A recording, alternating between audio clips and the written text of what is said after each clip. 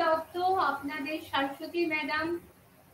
আজকে BHIC 101 এর unit 17 আলোচনা করব বলে এই স্টুডিওতে উপস্থিত হয়েছি ইগনোর স্বয়ংপ্রভা লাইভ ক্লাসে। আপনাদের সকলকে স্বাগত। বিশেষ করে আমার ছাত্রছাত্রীরা, অনার্সের যারা এই বিষয়টি নিয়েছে এবং অন্য যারা ইচ্ছুক ছাত্রছাত্রী আছেন, সবাইকেই আমি স্বাগত জানাচ্ছি।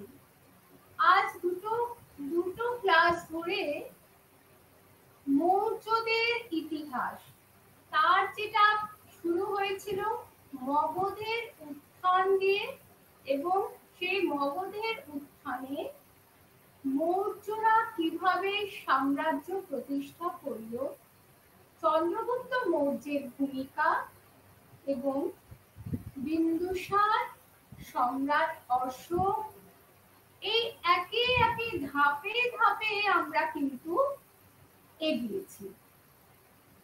আজ আমাদের শুরুই হবে, আলোচনার সূচনাই হবে সম্রাট অশোকের রাজত্বকালে তিনি যে বিশেষ ভাবাদর্শটি প্রচার করেছিলেন, যা মানব সভ্যতার ইতিহাসে তাকে রাজর্ষি অশোকের স্থান দিয়েছে। আজ সেই বিষয়ে আমরা আলোচনা করব। পাশাপাশি এই ধর্মনীতি আলোচনা করতে গিয়ে তার যে বিভিন্ন লেখগুলি, অনুশাসনগুলি, এই অনুশাসনের ভিত্তিতে কিন্তু আমাদের এই ধর্মনীতি আলোচনা করতে হবে। কারণ এই যে অশোকের ধর্মনীতি, ধর্ম কথাটির অর্থ কি? ধর্ম, এই যে শব্দটি, তার পালি রূপ হচ্ছে ধম্ম। আমি আগের দিন বলেছিলাম যে অশোকের শাসন ব্যবস্থা যখন পড়িয়েছিলাম, তখন বলেছিলাম যে কি শাসন ব্যবস্থা, কি সমাজ সংস্কৃতি, সব ক্ষেত্রেই কিন্তু এই অনুশাসনগুলি অত্যন্ত গুরুত্বপূর্ণ। সম্রাট অশোক নিজে কি বলেছিলেন, কাজে সেই বিষয়টি জানতে না পারলে অশোকের ইতিহাস রচনা করা অত্যন্ত কঠিন। সেই কারণে আধুনিক ঐতিহাসিকগণ তারা অশোকের রাজত্বকাল, তার ধর্মনীতি, সেই সময়কার সংস্কৃতি, স্থাপত্য, ভাস্কর্য প্রভৃতি বিভিন্ন বিষয়কে আলোচনা করতে গিয়ে প্রথমেই কিন্তু তারা অশোকের অনুশাসনগুলিকে তারা বিশেষভাবে তারা অ্যানালাইজ করেছেন, সেগুলোকে পাঠ করেছেন। তো সেই পাঠের উপর ভিত্তি করেই কিন্তু অশোকের এই ইতিহাস রচিত হয়েছে। এই যে ইউনিটটা, এই ইউনিটে অনুশাসনের ভিত্তিতে, অশোকের বিভিন্ন অনুশাসনের ভিত্তিতে তার ধর্মনীতির প্রকৃতি, তার প্রেক্ষাপট, ধর্মনীতি কতখানি প্রভাব, সেই বিষয়টি যেমন আলোচনা করা হবে, ঠিক সেইভাবেই অশোকের মৃত্যুর 50 বছরের মধ্যেই মৌর্য সাম্রাজ্য কিভাবে পতনের মুখোমুখি হচ্ছে এবং এর পেছনে কি কি কারণ নিহিত আছে, সেই বিষয়গুলির উপরেও আলোকপাত করা হবে। তাছাড়া মৌর্য যুগে, বিশেষ করে অশোকের সমসাময়িক যুগে স্থাপত্য ভাস্কর্যের কি উন্নতি হয়েছিল, সে বিষয়টি নিয়েও কিঞ্চিত আলোচনায় আমরা অগ্রসর হব।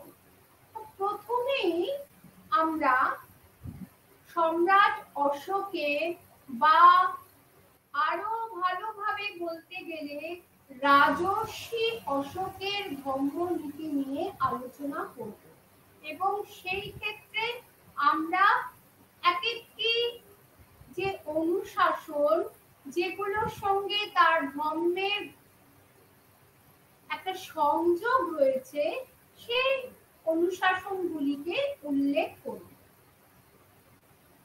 রাজর্ষি অশোক, রাজর্ষি কথাটার অর্থ কি? যিনি রাজা তিনি ঋষি, অর্থাৎ রাজা হয়েও যিনি ঋষির তুল্য জীবন যাপন করেছেন।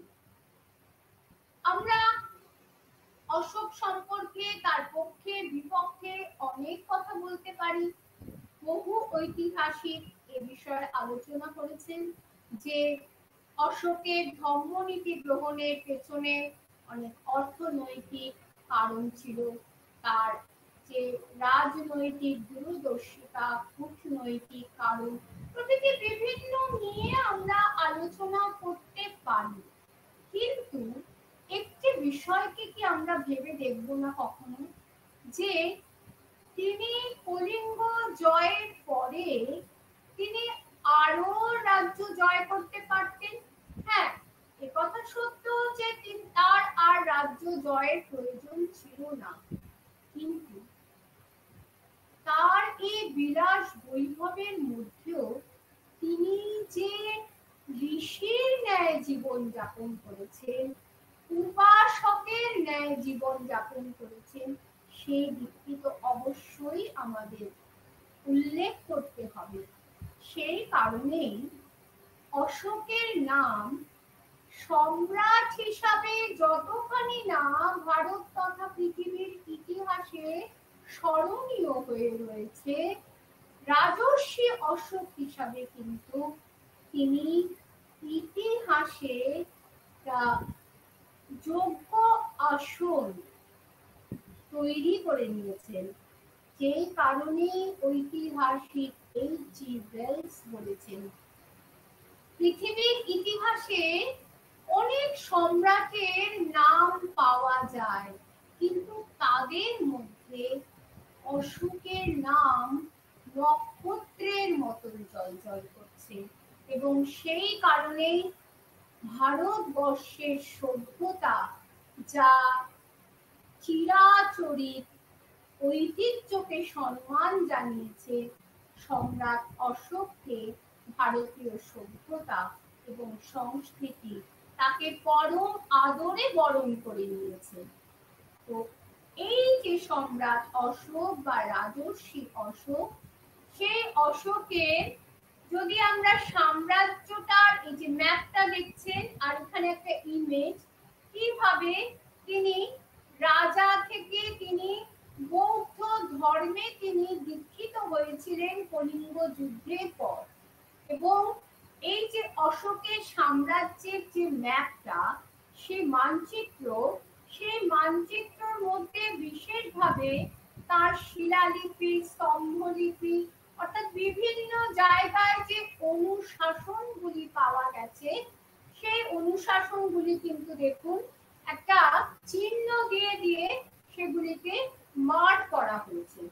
এটা কেন না, আমরা যদি ভারতের এই মানচিত্রটা দেখি অশোকের সাম্রাজ্যের, তাহলে আমরা কি দেখতে পাবো, যে অশোক তো নিজে কলিঙ্গ ছাড়া আর কোনো তার যে রাজধানী এই যে মগধকে কেন্দ্র করে তার রাজ্য ছিল, এবং তিনি কলিঙ্গকে জয় করেছিলেন, কেবলমাত্র কলিঙ্গকে তিনি জয় করেছিলেন, পাটলিপুত্র তার রাজধানী ছিল। এই যে কলিঙ্গ ছাড়া তো তিনি আর কোনো রাজ্য জয় করেননি। কিন্তু আমরা যদি ম্যাপটায় এই অনুশাসনগুলির যে মার্কিং গুলো দেখি, তাহলে আমরা কি দেখবো, যে প্রায় সমগ্র ভারতবর্ষ, সুদূর আফগানিস্তান, অর্থাৎ যেটা বর্তমানে ভারতের মধ্যে নেই, আফগানিস্তান, পাকিস্তান, সেখানেও কিন্তু অশোকের এই অনুশাসনগুলি পাওয়া গেছে।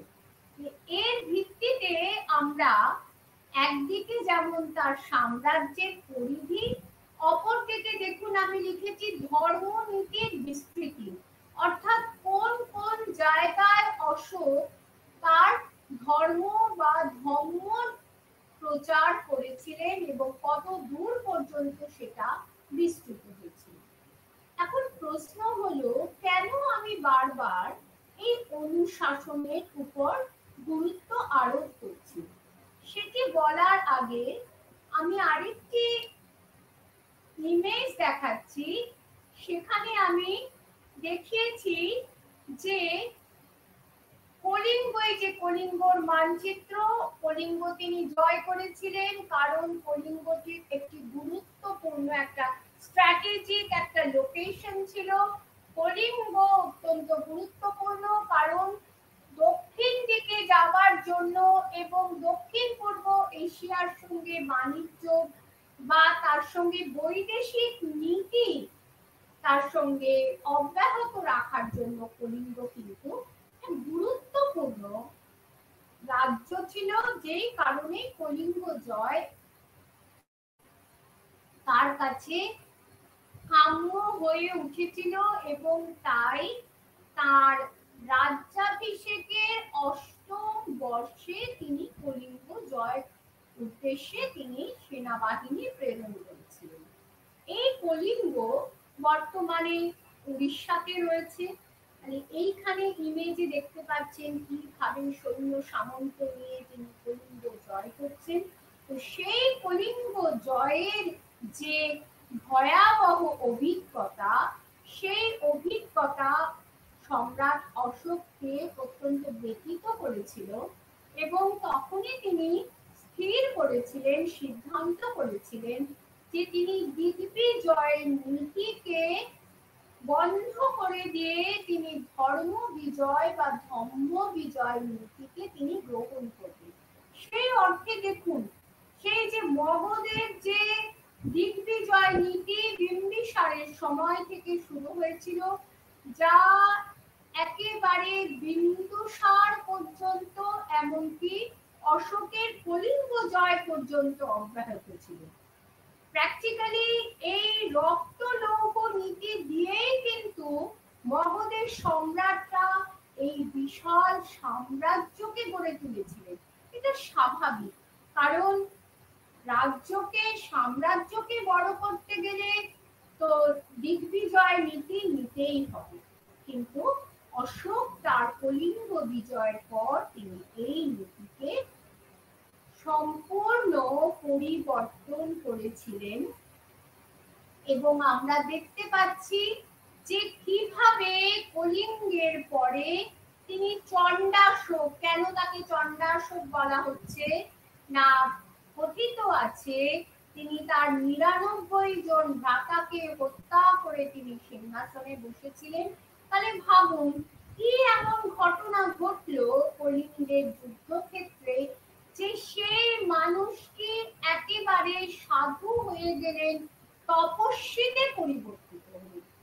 আসলে মানুষের জীবনে কিছু ঘটনা হঠাৎ করে তার জীবনের মোড়কে ঘুরিয়ে দেয়। You can call it as a turning point. আমরা যদি ভগবান বুদ্ধের কথাই আমরা ধরি, তাহলে তিনি তো রাজপ্রাসাদে বিলাস ব্যসনে দিন কাটাচ্ছিলেন, কিন্তু হঠাৎ করে একদিন তিনি তার শহরে নগরে ভ্রমণে বেরিয়ে তিনি তিনটি দৃশ্য দেখলেন এবং শেষ যে দৃশ্যটা, এই যে জরা ব্যাধির মৃত্যু, তার মনের মধ্যে এতখানি একটা প্রভাব ফেলেছিল যে তিনি সমস্ত রাজ ঐশ্বর্য ত্যাগ করে তিনি পথের ধুলোতে তিনি এসে দাঁড়িয়েছিলেন এবং দীর্ঘ তপস্যার পর তিনি বোধিসত্ত্ব বা ভগবান বুদ্ধতে পরিণত হয়েছিলেন। তাই যদি হয় তাহলে সম্রাট অশোকের মনও পরিবর্তন হতে পারে এবং বহু ঘটনা ইতিহাসে আছে, এমনকি শাস্ত্রেও আছে। আমি এর আগে অঙ্গুলিমালের ঘটনা বলেছিলাম। আমরা জানি যে কি করে বাল্মীকি ঋষিতে পরিণত হয়েছিলেন দস্যু রত্নাকর থেকে। কাজে এটা হতেই পারে যে এমন কিছু অস্বাভাবিক নয়। এরপর তো ঐতিহাসিকদের বিভিন্ন যে যুক্তি তর্ক সেগুলোকে বাদ দিয়েই আমি বলছি যে প্রত্যেক মানুষের জীবনে কিন্তু এরকম বিশেষ ক্ষণ আসতে পারে। তো যাই হোক, সেই দৃশ্য তাকে এতখানি ব্যথিত করেছিল, তিনি ধর্ম বিজয় নীতি গ্রহণ করলেন এবং দেবানাং প্রিয় প্রিয়দসী নামে তিনি পরিচিত হলেন। এটি তার যেন একটা কি বলবো অভিধা বা উপাধি হয়ে গেল। তিনি দেবতাদেরও পরম প্রিয় অশোক, তিনি প্রিয়দর্শী ছিলেন, তিনি প্রজানুরঞ্জক, প্রজার মঙ্গলই তার উদ্দেশ্য ছিল। তার এই ধর্ম বিজয় যে নীতির প্রসার, সেটি আমরা কিভাবে একটু আগেই বলেছি, তার বিভিন্ন স্থানে প্রাপ্ত যে অনুশাসন তার ভিত্তিতে আমরা আলোচনা করব। এখন প্রশ্ন হলো যে আপনাদের মধ্যে প্রশ্নটি উদয় হতে পারে, হঠাৎ অশোকের অনুশাসন কেন, তিনি এই অনুশাসনগুলো তিনি প্রচারিত করেছিলেন বা প্রবর্তিত করেছিলেন। আচ্ছা, আপনারা এর আগেও আলোচনায় বলেছি যে সরকারের পক্ষে যখন সাধারণ মানুষকে কোনো বিজ্ঞপ্তি তাদের কিছু জানাবার থাকে, তখন তারা শহর বা মফস্বলের কতগুলো গুরুত্বপূর্ণ যে জাংশন আছে, সেই জাংশনে তারা কি করেন, ব্যানার করেন, পোস্টার করেন, অর্থাৎ মানুষে যাতে সেগুলো দেখে। তা আগেকার দিনে তো প্রিন্টিং ছিল না, তো সেই কারণে সব থেকে যেটা লং স্ট্যান্ডিং বা ডিউরেবল হবে সেটা কি না, প্রস্তর। প্রস্তরের গায়ে খোদাই করে যদি কোনো কিছু লেখা যায় তবে কিন্তু সেটা সহজে নষ্ট হয় না। আর এই যে অশোকের সাম্রাজ্যের বিভিন্ন প্রান্তে যে গুহা ছিল, পর্বত ছিল, নানান জায়গায় স্তম্ভ, পিলার যাকে বলে, সেগুলি ছিল এবং কখনো কখনো কোনো মন্দিরের গাত্রেও আমরা দেখেছি অশোকের পরবর্তী পর্যায়েও এই যে অর্থাৎ অনুশাসনে কিভাবে লেখা হয়, it is called inscription. Inscription সবসময় খোদাই করে সেগুলো লেখা হয় এবং কতগুলো গুরুত্বপূর্ণ স্থানে দেওয়া হয় যাতে লোকে জানতে পারে। তো সম্রাট অশোকও তিনি দেখলেন যে আমি কি করে আমার প্রজাদের কাছে আমার বার্তাটা পৌঁছে দেব, সেই কারণে তিনি এই ইনস্ক্রিপশনগুলি তিনি খোদাই করেছিলেন, যা তার সাম্রাজ্যের বিভিন্ন প্রান্তে কতগুলি ছিল কোর এরিয়া এবং কতগুলি ছিল প্রান্তিক এরিয়া, সেই সমস্ত জায়গায় কিন্তু সেই লেখগুলি পাওয়া গেছে। তা এর মধ্যে আপনারা দেখছেন যে 14টি মুখ্য গিরি শাসন, 7টি মুখ্য স্তম্ভ অনুশাসন, 2টি গৌণগিরি অনুশাসন, 2টি পৃথক গিরি অনুশাসন, গৌণ স্তম্ভ শাসন, স্তম্ভ 2টি স্তম্ভ লেখ। শুধু তাই নয়, যে রাজগৃহের কাছে বারাবার পাহাড়ের গুহা গাত্রে কিছু লেখ পাওয়া গেছে, আবার বাংলাদেশের অন্তর্গত মহাস্থানগড়, উত্তরপ্রদেশের সগৌড়া থেকেও কিছু কিছু লেখ পাওয়া গেছে।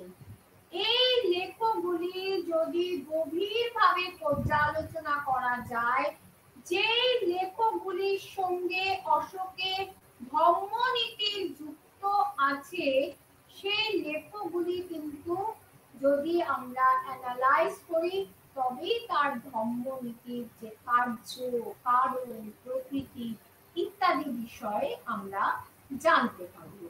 তা আর কি, যে এগুলো যদি সংস্কৃতে লেখা থাকতো তাহলে কি হতো, সাধারণ মানুষ তো বুঝতে পারতো না। সেই জন্য তাদের বোধগম্য ভাষায় পালি বা প্রাকৃতে ইউজ করা হয়েছিল ভাষাটা, এবং লিপিটা কি ছিল? ব্রাহ্মী লিপি। আর যেসব জায়গায় গ্রিকরা তখনও সেখানে অবস্থান করছে, মানুষ রয়েছে যারা ওই ভাষাভাষী, তাদের জন্য তিনি খরোষ্ঠী লিপিতে তিনি তার অনুশাসনটি লিখেছিলেন। এবার এই যে, আর শুধু তো অনুশাসনের কথা বললাম, তাছাড়া তো আরো কিছু সেই সময়কার উৎস আছে যেগুলিকে আমরা সেকেন্ডারি সোর্স বলতে পারি। তার মধ্যে বৌদ্ধ গ্রন্থ দিব্যাবদান আছে, মহাবংশ আছে, পতঞ্জলি মহাভাষ্য, গার্গী সংহিতা, এছাড়া হর্ষচরিত থেকেও কিছু কিছু পাওয়া গেছে। আর এই যে প্রাইমারি সোর্সের মধ্যে আমরা অশোকের অনুশাসন ছাড়াও যে কার্ষাপন বা অঙ্ক চিহ্নিত বা প্রতীক চিহ্নিত মুদ্রা, স্থাপত্য ভাস্কর্য, তারপরে উত্তরে কৃষ্ণ মসৃণ মৃৎপাত্র। তাহলে এই অঙ্ক চিহ্নিত মুদ্রা আর মৃৎপাত্রর কথাটা কেন এখানে আসছে? না, ব্যবসা বাণিজ্য সেই সময় গুরুত্বপূর্ণ আকার ধারণ করেছিল এবং কারিগরি শিল্পেরও খুব উন্নতি হয়েছিল। তাই এই মুদ্রার প্রচলন বৃদ্ধি পায়। এই অঙ্ক চিহ্নিত মুদ্রা তার একটা উদাহরণ। আর সেই যুগে যে সম্ভ্রান্ত পরিবারের মানুষ যেই সমস্ত মৃৎপাত্র ব্যবহার করতেন, দেখুন কত পলিশ, যেটা পলিশ ওয়্যার, যেটা ব্ল্যাক পলিশ ওয়্যার, এগুলি মধ্যে দিয়ে তখনকার যে বড়লোকরা কি ধরনের লাইফস্টাইল লিড করতেন সেটা কিছুটা জানা যায়। আর কি, নগরের ধ্বংসাবশেষ, অর্থাৎ সেই সময় কিন্তু অনেক নগর প্রতিষ্ঠিত হয়েছিল। তার মধ্যে কৌশাম্বী, হস্তিনাপুর, শিশুপালগড়, এই যে এখানে শিশুপালগড়ের একটা যে নগরের ধ্বংসাবশেষের একটা ইমেজ আমি তুলে ধরেছি। আর এই যে সমস্ত উৎস বা সোর্সের উপর ভিত্তি করে কিন্তু আধুনিক ঐতিহাসিকরা তাদের বক্তব্যকে এস্টাবলিশ করেছেন। এখন এই যে বিভিন্ন লেখ বা অশোকের যে অনুশাসনগুলির কথা বলি, সেখান থেকে আমরা কি দেখতে পাচ্ছি? না, তার ত্রয়োদশ অনুশাসনে কি বলা হয়েছে? যে কলিঙ্গ যুদ্ধ অশোকের মনটাকে এতখানি ব্যথিত করেছিল যে তিনি এরপরে তিনি দিগ্বিজয় নীতি ত্যাগ করে ধর্ম বিজয় নীতি নিয়েছিলেন এবং কলিঙ্গের যুদ্ধের 1 বছরের মধ্যেই তিনি বৌদ্ধ ধর্মে তিনি দীক্ষিত হয়েছিলেন। এই যে একটু আগেই বলেছি, এখানে রেফ হবে না, ধম্ম পালি রূপ, ধর্মের পালি রূপ হচ্ছে ধর্ম। তাহলে এই ধর্ম এখানে ধময় রে, আর এখানে ধময় রে। তাহলে এই যে ধর্মটা, এর বিষয়বস্তু কি, মূল উদ্দেশ্যটা কি? মূল উদ্দেশ্য হচ্ছে যে তার যে প্রিয় প্রজা, তাদের আধ্যাত্মিক আর নৈতিক জীবনের মান উন্নয়ন করা। এই যে আমরা সদুপদেশ শুনি, আমরা ধর্মের উপদেশ শুনি, তার জন্য বিভিন্ন আশ্রমে যাই। তো অশোকও তার অনুশাসনেই, তার গিরিগাত্রে, স্তম্ভগাত্রে, এই যে তার যে বাণীগুলি তিনি কি বলতে চেয়েছেন সেটা প্রজাদের সামনে তুলে ধরে প্রজাদেরকে একটা দিশা দেখাতে চেয়েছিলেন যে হে আমার প্রিয় প্রজাগণ, তোমরা যদি এইভাবে তোমাদের জীবনকে পরিচালিত করো, তোমাদের নৈতিক ও আধ্যাত্মিক জীবনকে পরিচালিত করো, তবে তোমরা শুধু এই জীবনে নয়, তোমাদের মৃত্যুর পরেও তোমাদের অনেক জীবনটা অনেক সুন্দর হবে। এখানে একটি বিষয় আমি বলতে চাই যে মানুষ যত শিক্ষিত হোক, তার যত বৈভব থাকুক এবং ব্যবহারিক জীবনেও কিন্তু আধ্যাত্মিকতা নৈতিকতার একটা বিরাট গুরুত্ব আছে। আধ্যাত্মিকতা মানে কি কতগুলো মন্ত্র আওড়ালাম, ঠাকুরকে কতখানি জল বাতাসা দিলাম, মিষ্টি দিলাম, তা নয়। আধ্যাত্মিকতা হচ্ছে মনটা কতখানি শুদ্ধ, এই যে চিত্ত শুদ্ধি, আমি কতখানি নৈতিকতা, আমার জীবনটা কতখানি নৈতিক একটা স্ট্যান্ডার্ডের মধ্যে বেঁধে রেখেছি। মানুষের সঙ্গে দুর্ব্যবহার না করা, চৌর্যবৃত্তি অনুসরণ না করা, অকারণে মিথ্যা কথা না বলা, কোনো অসৎ উপায়ে অর্থ রোজগার না করা, এই যে বিভিন্ন বিষয়গুলি। কাজেই ব্যবহারিক, আপনি যদি একজন সরকারি আমলা হন কিংবা আপনি যদি একজন যে কোনো প্রফেশনেই থাকুন, আপনার যদি নৈতিকতা যদি ঠিক না হয়, তবে কিন্তু আপনি কোনো কাজে আপনি কিন্তু সুষ্ঠুভাবে আপনি সম্পন্ন করতে পারবেন না।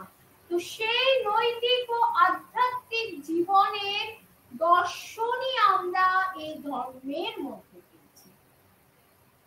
আর একটু আগেই বললাম যে বিভিন্ন অনুশাসন যেগুলো যেগুলো অশোক স্তম্ভগাত্রে গুহাগাত্রে খোদাই করে দিয়েছিলেন, উৎকীর্ণ করেছিলেন, তা কিন্তু তার জন্য মানুষ যাতে এগুলো বোঝে। আমরা যদি নাই বুঝি, আজকে যদি এমন কোনো ভাষায় আমি এখানে আমি লিখি যেটা আপনারা বুঝতে পারবেন না, আপনারা যদি কিছু আপনাদের পক্ষে কি সেটা কিছু ফ্রুটফুল হবে? বা আমার সামনে যদি এমন কোনো পুস্তক রেখে বলা হয় যে এইটি আপনাকে পড়তে হবে, আমি ফ্রেঞ্চ জানি না, জার্মান ভাষা জানি না, আমাকে যদি বলে এই ভাষাকে আপনাকে তো পড়তে হবে, এখানে অনেক সুন্দর কথা লেখা আছে, কি বুঝবো আমি? কিছুই তো বুঝবো না।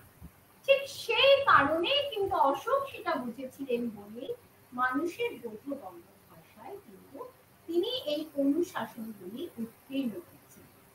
তো এই বিভিন্ন অনুশাসনে কোথাও তিনি বৌদ্ধ ধর্মের প্রতি তার অনুরক্তি প্রকাশ করছেন, আবার কোন কোন অনুশাসনে দেখা যাচ্ছে বৌদ্ধ ধর্মের কোনো উল্লেখ নেই। অশোক যেই সমস্ত উপদেশগুলি দিচ্ছেন সেগুলো একটা সার্বজনীন উপদেশ, যা কোনো স্থান কালের ঊর্ধ্বে, সম্প্রদায় ধর্ম সমস্ত কিছুর ঊর্ধ্বে। তো এই যে অশোক, আমি একটু আগেই বলেছি যে অশোক তার কলিঙ্গ বিজয়ের পরে তিনি বৌদ্ধ ধর্ম গ্রহণ করেছিলেন এবং তিনি তার ষষ্ঠ গিরি শাসনে স্পষ্টভাবে তিনি বলছেন যে কেবল আমি নয়, আমার পরবর্তী যে আমার যে উত্তরসূরিরা আছে তারাও কিন্তু কোনোদিন দিগ্বিজয়ের পথে যাবে না। এর ভালো মন্দ সেটা পরের কথা, কিন্তু অশোক কিন্তু স্পষ্টভাবে সেটা জানিয়ে দিচ্ছে। তার মধ্যে কোনো বনিতা নেই যে আমি মনে এক মুখে এক, তা কিন্তু না।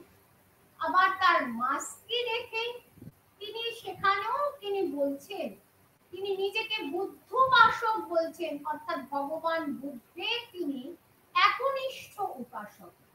এই যে দুটো কথা বললাম, দুটো লেখক, সেখান থেকে আপনাদের মনে হচ্ছে যে তিনি বৌদ্ধ ধর্মের অনুরাগী ছিলেন। তিনি বৌদ্ধ ধর্মের অনুরাগী ছিলেন এবং তার ব্যক্তিগত ধর্ম বৌদ্ধ ধর্ম, কিন্তু সেই বৌদ্ধ ধর্ম রাষ্ট্রীয় ধর্মে পরিণত হয়েছিল কিনা সেটি বিচার্য। যেমন আমাদের ভারতবর্ষ সেকুলার ধর্ম নিরপেক্ষ রাষ্ট্র, সব মানুষের সমানভাবে সেখানে সরকার কিন্তু পেট্রোনাইজ করছে। তাহলে অশোকের যদি আমরা অনুশাসনগুলো দেখি, সেখানেও কিন্তু তিনি সমস্ত ধর্মের মানুষের প্রতি তার সমান দৃষ্টি ছিল। প্রথম গৌড়গিরি শাসনে সেখানেও তিনি স্পষ্টভাবে বলছেন যে আমি বৌদ্ধ ধর্মে দীক্ষিত হওয়ার পর আমি প্রথম বছর আমি একেবারে নিষ্ক্রিয় ছিলাম, কিন্তু আমার রাজ্যাভিষেকে যখন 10ম বর্ষ অতিক্রান্ত হলো তখন আমি সক্রিয় হলাম এবং বিভিন্ন জায়গায় আমি বৌদ্ধ ভগবান বুদ্ধের যে পূত চিহ্ন যুক্ত বা তার স্মৃতি বিজড়িত যে স্থানগুলি, সেগুলো আমি তার উদ্দেশ্যে যাত্রা করলাম। অর্থাৎ রাজারা মৃগয়া যাত্রা করে, কিন্তু মৃগয়া যাত্রা না করে তিনি ধর্মযাত্রা বা বিহার যাত্রা তিনি করেছিলেন। এবং তিনি একটা পেটিকার মধ্যে বুদ্ধের পূত চিহ্ন রক্ষা করে তিনি 256 রজনী তিনি এই বিহার যাত্রা তিনি করেছিলেন। আর কি, যে এই গৌণ গিরি শাসনে কিন্তু আমরা দেখতে পাচ্ছি যে কিভাবে তিনি তার ধর্ম নীতিকে ধীরে ধীরে প্রতিষ্ঠা করছেন।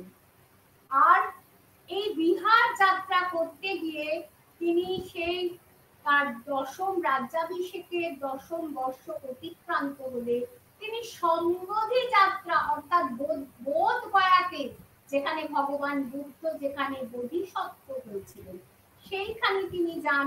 তিনি লুম্বিনী গ্রাম, ভগবান বুদ্ধের যে জন্মস্থান, তার প্রমাণ, এবং সেখানে তিনি করকে কমিয়ে দিয়েছিলেন। লুম্বিনী যে ইনস্ক্রিপশন অশোকের, সেই দেখো সেই তার সেই লুম্বিনী গ্রাম যাত্রার ঐতিহ্য বহন করে। আর কি করেছিলেন তিনি, এই যে বিভিন্ন জায়গায় তিনি গেছিলেন, তিনি সেখানে ভিজিট করেছেন এবং এক একটি অনুশাসন সেখানে স্থাপন করেছেন। কোথাও অনুশাসন সেটা গিরিগাত্রে সেটা অনুশাসন উত্তীর্ণ করেছেন, আবার কোথাও স্তম্ভ তিনি সেটাকে স্থাপন করেছেন। সারনাথের যে স্তম্ভ শীর্ষে যে সিংহমূর্তি যুক্ত যে অনুশাসন, সেই অনুশাসন থেকে জানা যায় যে ওই 10ম বর্ষে তিনি বুদ্ধের পূর্বসূরি যে বুদ্ধ কনক মুনি, তার স্মৃতি বিজড়িত যে স্তূপ, সেই স্তূপকে তিনি আরো দ্বিগুণ বর্ধিত করেছিলেন।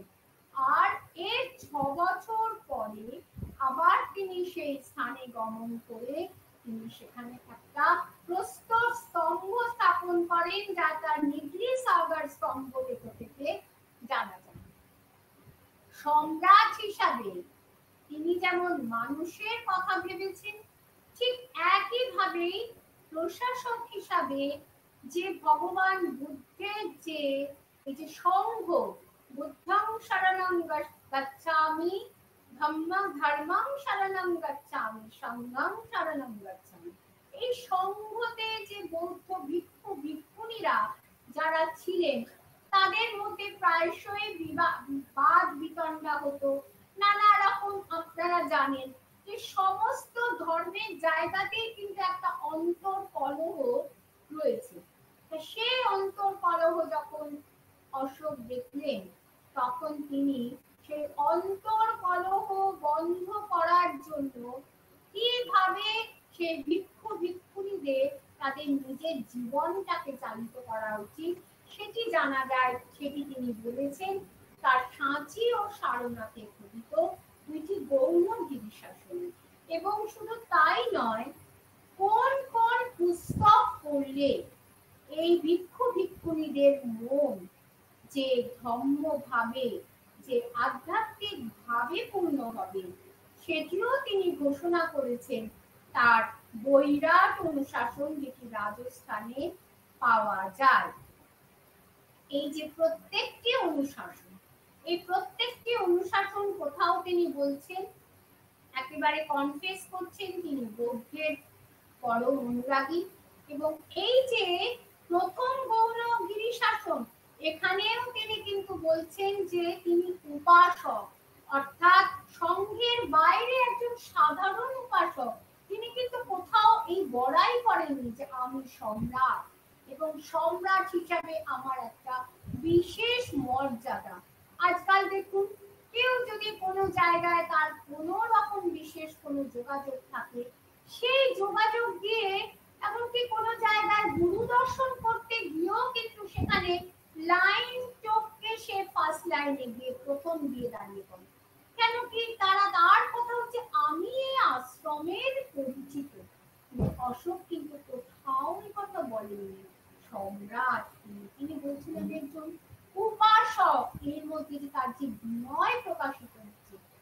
তাই তার চরিত্রের একটি মহৎ গুণ।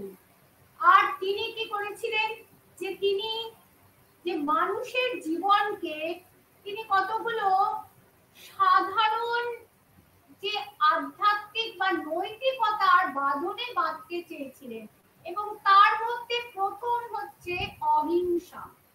তিনি এই অহিংসা আচরণ করতে বলেছেন মানুষকে, এবং তিনি সম্রাট হিসেবে কোনো কিছু কিন্তু তিনি লুকাননি, লুকায়িত কিছু নেই। তিনি সেখানে স্পষ্ট বলছেন তার প্রথম গিরি অনুশাসনে, যে আমার পূর্বে যে রাজ পরিবারে রাজভোজের জন্য সেখানে অনেক আমিষ আহার রন্ধন করা হতো, এমনকি আমার সময়ও 2টি ময়ূর এখনো পর্যন্ত সেটি রন্ধনের জন্য হত্যা করা হচ্ছে, কিন্তু সেটি আর হবে না, এটাও কিন্তু তিনি ঘোষণা করছেন। এবং তার রাজত্বে আস্তে আস্তে সেটি যে আরো কঠোরভাবে সেটা ইমপ্লয় হয়েছিল, তার রামধানের আরামীয় লেখ থেকে জানা যায় এটি তার সিংহাসনে আরোহণের 16 বছরে তিনি এটার প্রবর্তন করেছিলেন। সেখানে তিনি বলেছেন যে সাম্রাজ্যের যেখানে যেখানে যে সকল মানুষ তারা মৎস্য ধরতে তারা ভালোবাসে এবং মৃগয়া করতে তারা বেশি তাদের উদ্গ্রীব, তাদেরকে সেইখান থেকে বিতাড়িত করা হয়েছে। তাহলে আর পঞ্চম স্তম্ভ অনুশাসনে তার সেই বিখ্যাত উক্তি যে একজন জীবের আহার কখনো অন্য জীব হতে পারে না, এর থেকে যে অশোকের যে এই যে দৃষ্টান্ত তিনি সম্রাট হয়ে স্থাপন করে গেছেন, এটা অতুলনীয়। আমাদের সম্রাট অশোক ভারতীয় সভ্যতার সংস্কৃতিকে অনেক উপরে তুলে দিয়েছিলেন। আর তার যে দ্বিতীয় সপ্তম আর তৃতীয় স্তম্ভ অনুশাসন, সেখানে দেখছি যে সাধারণ মানুষের যে পালনীয় কিছু দৈনন্দিন কর্তব্যের উপর তিনি গুরুত্ব দিয়েছেন। তার মধ্যে কতগুলো তিনি দয়া, মায়া এগুলি অনুসরণ করতে বলেছেন। অপসারণে অর্থাৎ পাপ কর্ম থেকে বিরত থাকবে, বহু কয়ানে কল্যাণ কর্ম করবে, সচে অর্থাৎ সত্যতা অনুসরণ করবে, এবং সোচায়ে অর্থাৎ সুচিতা পবিত্রতা, মনকে কখনো গ্লানি পূর্ণ করবে না, গ্লানি মুক্ত রাখবে, কারণ এই গ্লানি মুক্ত মনের কিন্তু ভগবানের বাস, ভগবান কিন্তু বাইরে কোথাও নেই। আর যে সপ্তম যে স্তম্ভতে লেখতে তিনি কি মাধবে, মাধবে মানে ভদ্রতা, প্রত্যেকের প্রতি ভদ্রতা সূচক ব্যবহার করবে। আর তৃতীয় স্তম্ভ অনুশাসনে তিনি কতগুলি শব্দ উল্লেখ করেছেন, এগুলো কিন্তু কঠোরভাবে বর্জনীয়। তার মধ্যে চন্দ্রতা, নিষ্ঠুরতা, অহংকার, আমি কি, আমি এই, আমি সেই, এই যে অহংকার, এই অহংকার করবে না, ঈর্ষা করবে না, এগুলো তো সবার জন্য। এর মধ্যে তো বৌদ্ধ, খ্রিস্টান, মুসলিম, হিন্দু, এর মধ্যে কোনো এটা কি কোনো এর মধ্যে কি মনে হচ্ছে যে কোনো ব্যক্তি বিশেষ বা ধর্ম বিশেষ সে উদ্দেশ্যে তিনি বলছেন না, ইন জেনারেল মানুষের কি করলে ভালো থাকবে সেটা কথা বলছেন। ঈর্ষা মানুষের মনকে ক্ষতবিক্ষত করে, নিজেকে আরো নামিয়ে দেয়, সে ঈর্ষাকে তিনি বর্জন করতে বলছেন, নিষ্ঠুরতাকে তিনি বর্জন করতে বলছেন।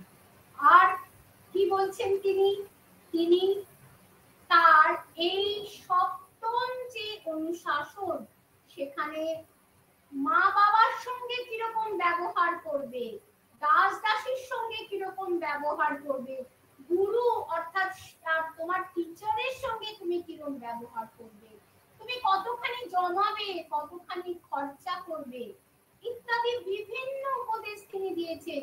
আর তিনি কি বলেছেন, তিনি আত্মসমীক্ষা, আত্মবিশ্লেষণের উপর তিনি ভীষণভাবে তিনি জোর দিয়েছেন। আর যে তিনি বলেছেন যে কৃতজ্ঞতা, যে আমরা যে থ্যাংক ইউ কথাটা বলি, সরি সরি বলি, পায়ের মধ্যে পা মারিয়ে দিল, সরি, কিন্তু মনের দিক থেকে সে দুঃখিত হলো কিনা সেটা কিন্তু আসল না। মুখে সরি, তেমনি থ্যাংক ইউ, কিন্তু মনে মনে বলছি এটা তো করার ছিল। কিন্তু অশোক, সম্রাট অশোক, রাজর্ষি অশোক এই কৃতজ্ঞতার উপরে তিনি জোর দিয়েছেন। আর এই যে দেখুন, এই যে বিষয়গুলো কিন্তু সবার পক্ষে পালন।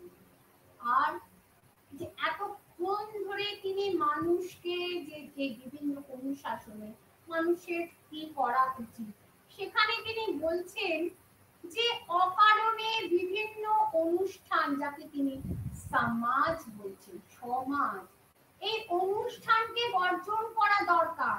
কারণ কৌটিল্যের অর্থশাস্ত্র থেকে দেখা যাচ্ছে যে সমাজ অর্থাৎ যেখানেই মানুষ একজোট হবে, হয় কোনো তারা পরনিন্দা পরচর্চা করবে, কোনো ষড়যন্ত্র করবে, কিংবা সেখানে মদ্যপান বা অন্য কোনো নেশা ইত্যাদি বিষয়টি সেখানে গুরুত্ব থাকবে।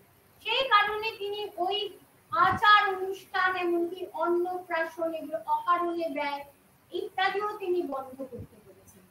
তার বদলে তিনি কি বলেছেন, যে ধর্ম মঙ্গল অর্থাৎ ধর্মের অনুশাসন পালন করো, এবং যে অনুষ্ঠানগুলির সঙ্গে ধর্মের যুক্তি আছে, ধর্ম মানে কিন্তু ওনার যে নিজস্ব ধর্ম না, অর্থাৎ আধ্যাত্মিকতা, নৈতিকতা যুক্ত আছে, সেই সব অনুষ্ঠানকে অনুসরণ, করে। আর কি, তিনি তার কতগুলো অনুশাসনে, যে প্রথম ও নবম অনুশাসনে তিনি এই সব বিষয়ে আলোচনা করেছেন। আর চতুর্থ যে গিরি অনুশাসন, সেই গিরি অনুশাসনে অশোক মানুষের মনকে ধর্মীয় ভাবে, আধ্যাত্মিক ভাবে উদ্দীপ্ত করার জন্য বিমান দর্শন, হস্তি দর্শন, অর্থাৎ সুন্দর সুন্দর দৃশ্য, এইগুলো দেখানোর তিনি ব্যবস্থা করেছিলেন। দেখুন, আজকালকার যুগে এক্সিবিশন একটা বিরাট গুরুত্বপূর্ণ, কিন্তু সেই যুগে সম্রাট অশোক কিন্তু এইগুলো বিমান দর্শন, অর্থাৎ দেবতারা বিমান পদ্ধতি, এই যে হস্তি, যে সুন্দর যে শ্বেত হস্তি, তার সঙ্গে ভগবান বুদ্ধের একটা মানে যোগ রয়েছে, সেই যে এগুলো তিনি দেখিয়ে মানুষের মনকে আধ্যাত্মিকতায় উদ্দীপ্ত করতে তিনি চেয়েছিলেন। আর তিনি কি বলেছিলেন, তিনি বলেছিলেন যে যা কিছু তিনি করছেন, এই যে দ্বিতীয় গৌণ গিরি শাসনে, পুরানা প্রকৃতি অর্থাৎ চিরাচরিত ভাবে যা হয়ে আসছে, তিনি কিন্তু সেই আদর্শটিকে ধরার চেষ্টা করেছেন। এই চিরাচরিত ভাবের ক্ষেত্রে অশোক ঠিক কোন চিরাচরিত ঐতিহ্যের কথা বলেছেন, সেটি নিয়ে ঐতিহাসিকদের মধ্যে মতবিরোধ রয়েছে। আর প্রথম স্তম্ভ অনুশাসনে তিনি কি বলছেন, যে তিনি ইহজাগতিক এবং পারলৌকিক সর্বদিক থেকে মানুষের উন্নতি বিধান করতে চেয়েছেন। এবং শুধু তাই নয়, তার সময়ে তিনি একথাও বলেছেন যে ব্রহ্মদ্বীপের, অর্থাৎ তার যে এই পৃথিবীর সঙ্গে, মর্তের মানুষের সঙ্গে তিনি দেবতাদের একটা বন্ধন তৈরি করার চেষ্টা করেছেন। দেবতারা তো আর চাক্ষুষ নেমে আসবেন না, তিনি একটা আত্মিক বন্ধন তৈরি করার চেষ্টা করেছেন। আর এরপরেই যেটা আমরা দেখতে পাচ্ছি, এটা তিনি প্রথম স্তম্ভ অনুশাসনে বলেছেন। তারপরেই তার সেই বিখ্যাত উক্তি, সবে মনীষে প্রজা মামা, সব প্রজা আমার সন্তান। কাজেই এটার দ্বারা তিনি বলে দিচ্ছেন যে তাদের রক্ষার দায়িত্ব আমার, তাদের নৈতিক দিক, আধ্যাত্মিক দিক, তাদের যে বস্তুগত দিক রক্ষার দায়িত্ব আমার আছে। কিন্তু যে অধ্যাপক রণবীর চক্রবর্তী, তিনি একটি বিষয়, যে সপ্তম ও ত্রয়োদশ গিরি শাসনে যে দৃঢ়গতিতা বলে একটি শব্দের উল্লেখ করেছেন, যেটা সপ্তম ও ত্রয়োদশ গিরি শাসনে, যেটা তিনি বলছেন যে অশোক এই দৃঢ়গতিতার কথা বলেছেন, কিন্তু কার প্রতি দৃঢ়গতিতা সেটা কিন্তু পরিষ্কার ভাবে জানা যায়নি। কান্দাহারে প্রাপ্ত একটি আরামীয় লেখক অ্যানালাইজ করে অধ্যাপক যতীন্দ্রনাথ মুখোপাধ্যায় তিনি বলছেন এই দৃঢ়গতিতা মানে সম্রাটের প্রতি, রাজার প্রতি যে আনুগত্যের কথা বলেছেন। কারণ রাজা তিনি প্রজাদের কথা চিন্তা করবেন, কিন্তু প্রজাদেরও তার কথা চিন্তা করতে হবে। এই ধর্মের প্রকৃতি কি ছিল সেটা নিয়ে ঐতিহাসিকরা দ্বিধা বিভক্ত। ডিআর ভান্ডারকার, আর কে মুখার্জি, ডিসি সরকার তারা বলছেন যে অশোকের ধর্ম ছিল বৌদ্ধ ধর্ম, দীঘে নিকায়ের সূত্রানুপাতে এটার কথা বলা হয়েছে, মানে দীঘ নিকায়ের মধ্যে এইগুলির উল্লেখ রয়েছে। কিন্তু আর অন্য যারা হেমচন্দ্র রায়চৌধুরী, নীলকণ্ঠ শাস্ত্রী, রমিলা থাপা তারা বলছেন যে অশোকের এই ধর্ম বৌদ্ধ ধর্ম নয়, কারণ অশোক কোথাও কিন্তু আর্য সত্য, অষ্টাঙ্গিক মার্গ, নির্বাণ এগুলি উল্লেখ করেননি। এবং রতীন্দ্রনাথ মুখোপাধ্যায়ের মতে যে তার এই যে ধর্ম সেটা কখনো বৌদ্ধ ধর্মের পরিভাষা হতে পারে না। এমনকি তিনি তার ধর্ম মহামাত্রদের তিনি নির্দেশ দিয়েছিলেন যে ধর্ম নির্বিশেষে আজীবিক এবং যে জৈন প্রত্যেক ব্রাহ্মণ প্রত্যেক মানুষকে কিন্তু আপনারা দেখাশোনা করবেন। তাই হেমচন্দ্র রায়চৌধুরী, নীলকণ্ঠ শাস্ত্রী, রমিলা থাপা তারা বলছেন এটা হচ্ছে সুনীতি বিষয়, যার একটা ইউনিভার্সাল অ্যাপিল আছে, যেমন পরবর্তীকালে আমরা আকবরের ক্ষেত্রে আমরা দেখেছি। তিনি একজন বিচক্ষণ সম্রাট ছিলেন এবং স্থান কাল পাত্রের ঊর্ধ্বে উঠে তিনি তার উপদেশকে একটা সার্বজনীনতা দান করেছিলেন। আর এই ধর্ম কেন তিনি প্রচার করেছিলেন সেটা নিয়েও কিন্তু যে কেবলমাত্র আমার মন বিগলিত হলো, ব্যথিত হলো তাই জন্য অশোক যে ধর্ম নীতি গ্রহণ করছেন তা নয়।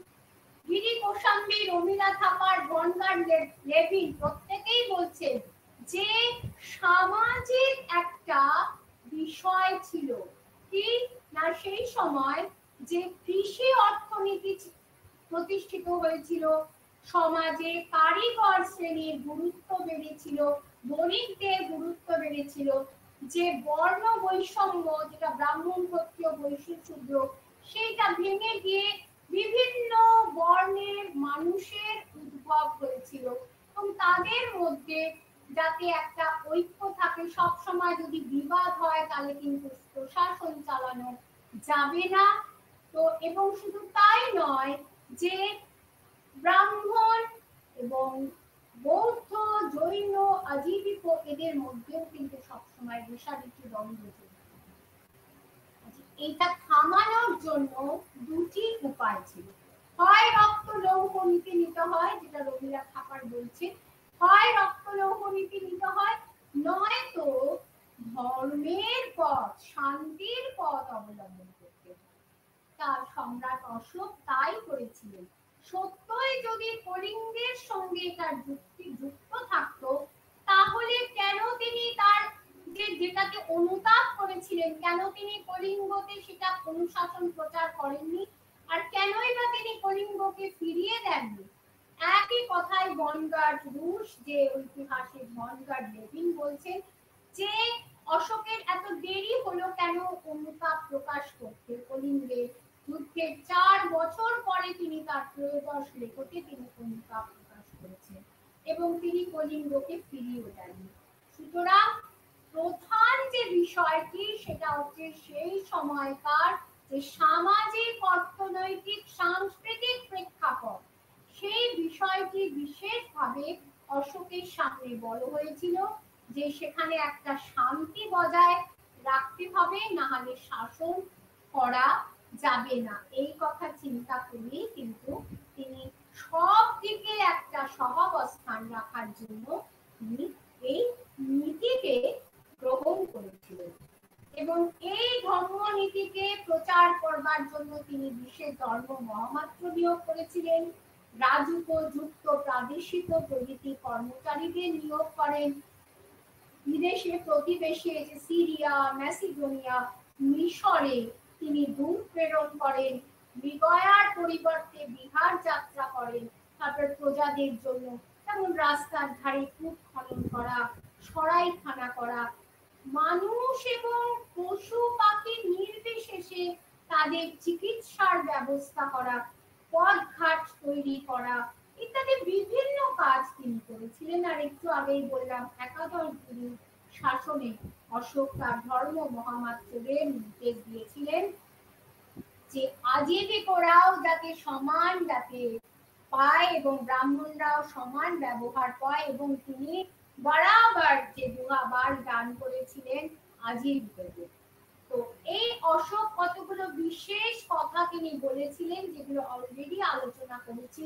জীবেন জীবেন কুসিতাও বিয়ে, অর্থাৎ একজন জীব কখনো অন্য জীবের আহার হতে পারে না। সবে মুনি সে প্রজা মামা, ধম্মেন পালন ধম্মেন বিধান ধম্মেন সুখিয়ান ধম্মেন গতিতি, অর্থাৎ এটাই অশোকের যে সম্রাট হিসাবে, রাজর্ষি অশোক হিসাবে, তাই তার মূল নীতি। ধর্মের দ্বারা প্রজা পালন, ধর্মের দ্বারা বিধান, ধর্মের দ্বারা প্রজাদেরকে সুখী রাখা এবং ধর্মের মাধ্যমে প্রজাদেরকে শাসন করা। আর এই অপসানিদে বহু কয়ানে এগুলোর কথা একটু আগেই বলেছি, কৃতজ্ঞতা কৃতজ্ঞতা এগুলোর বিষয়ে আলোচনা করেছি। কিন্তু দুঃখের বিষয় এই যে ধর্মনীতি, এটার জন্য একজন সবল সম্রাটের দরকার ছিল, কিন্তু তিনি মারা দেহ রাখার ঠিক 50 বছরের মধ্যেই কিন্তু মৌর্য সাম্রাজ্য ভেঙে টুকরো হয়ে গেছিল এবং তার যে ধ্বংসস্তূপের উপরে শুঙ্গ রাজবংশের প্রতিষ্ঠা হয়েছিল। বলা হয় যে অশোকের সময় পরে তার যে কুনাল এবং তার আরেকজন যে পুত্র জলৌকা কাশ্মীরে তিনি স্বাধীন হয়ে গিয়েছিলেন। কুনালকে অন্ধ করে দেওয়া হয়েছিল, সেই জন্য তার পুত্র সম্প্রীতি বাবার হয়ে, পিতার হয়ে তিনি শাসন ব্যবস্থা দেখতেন। এবং এরপরে আমরা দেখতে পাচ্ছি যে সাম্রাজ্যটা ভাগ হয়ে গেল। সেখানে আমরা দেখতে পাচ্ছি যে এদিকে সম্প্রীতি আসছে এবং আরেক পৌত্র দশরথ, তার দুজনের মধ্যে একজন পূর্ব দিকে এবং এই সম্প্রীতি, তিনি দুজনে দুদিকে রাজত্ব করছেন। তার মানে মৌর্য সাম্রাজ্যটা ভেঙে গেল। আর কি মহামহোপাধ্যায় হরপ্রসাদ শাস্ত্রীর মতে যে মৌর্য সাম্রাজ্যের পতনের জন্য সম্রাট অশোক নিজে দায়ী। তার ধর্মনীতির কারণে ব্রাহ্মণরা তার উপর রেগে গিয়েছিল। তিনি বলি প্রথা বন্ধ করেন, তিনি ব্রাহ্মণদের যে প্রভাব তাকে খর্ব করেছিলেন এবং ধর্ম মহামাত্র নিয়োগ করে ব্রাহ্মণদের যে প্রশাসনিক ক্ষমতা সেটাও তিনি নষ্ট করেছিলেন। কিন্তু এর প্রত্যুত্তরে হেমচন্দ্র রায় চৌধুরী বলছেন যে সম্রাট অশোক আর কি বলছেন হরপ্রসাদ শাস্ত্রী, যে ব্যবহার সমতা, দণ্ড সমতা করে তিনি ব্রাহ্মণদের যে গুরুত্বকে খর্ব করেছিলেন। কিন্তু হেমচন্দ্র রায় চৌধুরীর মতে যে এটি ঠিক সঠিক নয়, কারণ ব্রাহ্মণদেরকে কোনোভাবে তাদেরকে হেয় করা তার উদ্দেশ্য ছিল না। তিনি এই যে ধর্ম মহামাত্র যারা নিযুক্ত হতো তাদের মধ্যে থেকে কিন্তু ব্রাহ্মণরাও ছিলেন। আর তিনি কখনো ব্রাহ্মণদের অসারতার কথা বলেননি, কারণ ওই অমিশাকে মৃষা ধরেই কিন্তু হরপ্রসাদ শাস্ত্রী এই ভুলটি করেছিলেন। তিনি এটা বলেছিলেন যে তিনি আমার আগে যে এই জম্মু দ্বীপের সঙ্গে ভগবানের বা দেবতাদের যে সংযোগ সেটি প্রতিষ্ঠিত করেনি। আর প্রশাসনিক আর হেমচন্দ্র রায়চৌধুরী তিনি অশোককে কেন দায়ী করছেন না, তিনি বলছেন অশোকের ধর্মনীতির কারণে যেহেতু দিগ্বিজয় নীতি পরিবর্তিত হয়েছিল তাই সেনাবাহিনী দুর্বল হয়ে যায়, সেনাবাহিনীকে ডিসব্যান্ড করে দেওয়া হয়। কিন্তু এ প্রসঙ্গে রণবীর চক্রবর্তী বলছেন যে রমিলা থাপারও বলছেন যে কখনোই কিন্তু তিনি সেনাবাহিনীকে তিনি কিন্তু ডিসব্যান্ড করেননি। হতে পারে তারা হয়তো আগের মতো কর্মক্ষমতা তাদের ছিল না। আর কি যে বিপুল সৈন্যবাহিনী, বিপুল যে প্রশাসনিক কর্মকর্তা তাদেরকে পালন করতে গিয়েও কিন্তু অশোকের রাজকোষের অনেক অর্থ ব্যয় হয়েছিল।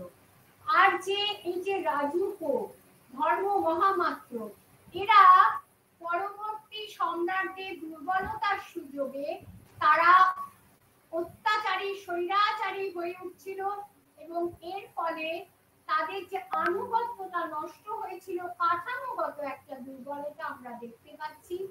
এই সুযোগ নিয়ে ধীরে ধীরে উত্তর পশ্চিম সীমান্তে গ্রিকদের অধিকার বৃদ্ধি হতে থাকে। রাজপুরুষদের অত্যাচারের কারণে প্রজা অসন্তোষ দেখা দেয় এবং সেখানে আমরা দেখতে পাচ্ছি তক্ষশিলা কলিঙ্গতে বিদ্রোহ হয়েছিল। এই যে পরিস্থিতি, এই সময় শেষ যে সম্রাট বৃহদ্রথকে পরাজিত করে পুষ্যমিত্র শুঙ্গ শুঙ্গ বংশের প্রতিষ্ঠা করেন।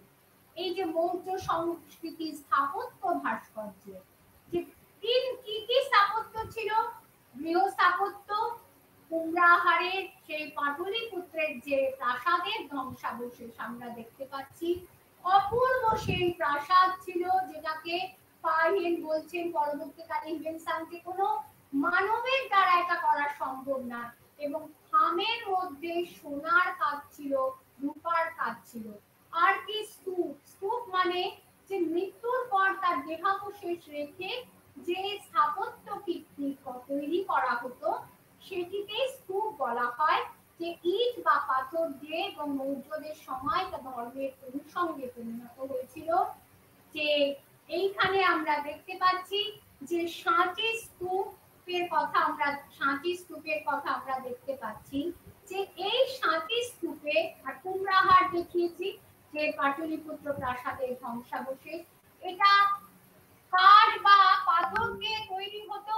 তা গোলাকৃতি ভাব ছিল, মাথার উপর একটা সার্বজনীনতা বা সার্বভৌমত্বের চিহ্ন স্বরূপ একটা ছাতা থাকতো, সামনে তোরণ এবং একটা চারদিকে একটা বাউন্ডারি ওয়াল পাথরের, অর্থাৎ যে যেখানে এখানে পুতো চিহ্ন যেখানে ভগবান বুদ্ধের রক্ষিত ছিল তাকে সম্মান জানানোর জন্য গোল করে যে পরিভ্রমণ করা, সেইটি করা যাতে যায় সেই জন্য সেইভাবে সেটি নির্মিত হয়েছিল।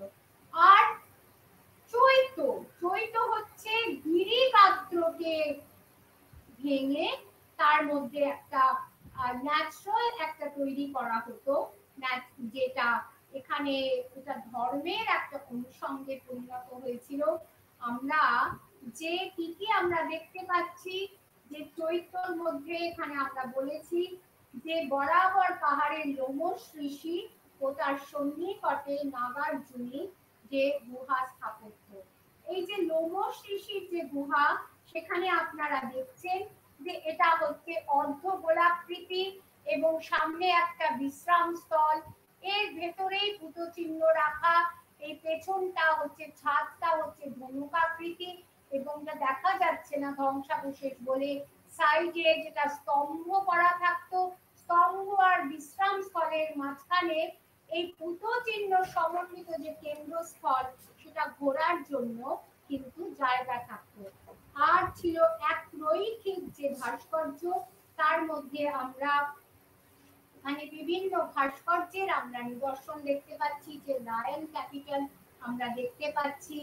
যে এই যে ভাস্কর্যের মধ্যে যে একটা জিনিস দেখুন যে এইটা হচ্ছে স্তম্ভ, এটা হচ্ছে স্তম্ভ শীর্ষ, মাঝখানেরটা বলা হচ্ছে পিঠিকা। এই পিঠিকার মধ্যে যে বুল দেখতে পাচ্ছেন যে প্রত্যেকটি ভাস্কর্যের মধ্যেই কিন্তু যে একটা জীবন্ত যে মূর্তি সেটার একটা ভাব রয়েছে। এই যে ধৌলির যে পাহাড় থেকে দেখুন মনে হচ্ছে যেন হস্তি যেন বেরিয়ে আসছে। আর হচ্ছে দিদারগঞ্জের এই যক্ষিণী মূর্তি, একটা অদ্ভুত স্মিত হাসি তার মধ্যে আমরা দেখতে পাচ্ছি। তাহলে এই যে শেষ হচ্ছে আমাদের সবকিছু পর্যালোচনা করে আপনাদের ওপর আমি ছেড়ে দিলাম, আপনারা বিচার করুন যে ভারতের ইতিহাসে মৌর্যদের কি অবদান রয়েছে। বিশাল সাম্রাজ্য, শক্তিশালী সম্রাট, তার সঙ্গে প্রশাসনিক ব্যবস্থা, সমাজ, সংস্কৃতি, অর্থনীতি, বাণিজ্য, নগর, স্থাপত্য, ভাস্কর্য সব মিলিয়ে একটা সার্বজনীন একটা সাম্রাজ্য, সর্বোপরি অশোকের ধর্ম, যা অশোককে চিরন্তন রাজর্ষি অশোকে পরিণত করেছে। এই বলে আমি আমার বক্তব্য এখানেই শেষ করছি। নমস্কার।